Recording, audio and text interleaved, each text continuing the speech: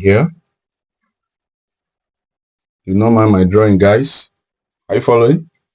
Now, in equilateral triangle, all the angles are what? Equal. Is that not what you were told?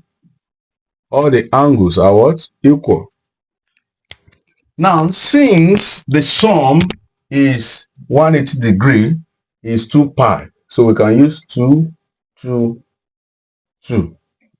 Because one of the properties of isosceles triangle that all sides are what? Equal. So if they are equal, and you have a perpendicular line here running from here, did you see now? So automatically this one become 1, 1. So when you bring any one of these angles divided now out, you now have something like this. This is what? This is 90.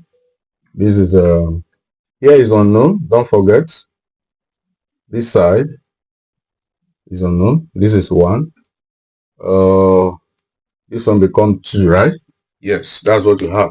Now let's continue. Now here is 60. Here is what? 30 degree. This is a what? A right-angled triangle.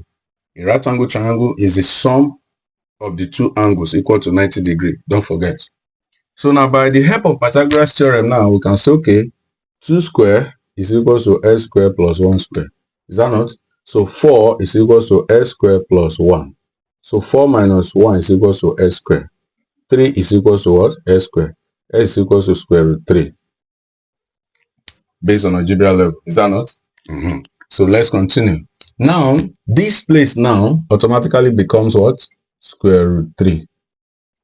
So now we can now go and say, from this diagram, and say sine 60 degree is equals to, by me looking at this chart now, this diagram is what? Opposite over hypotenuse.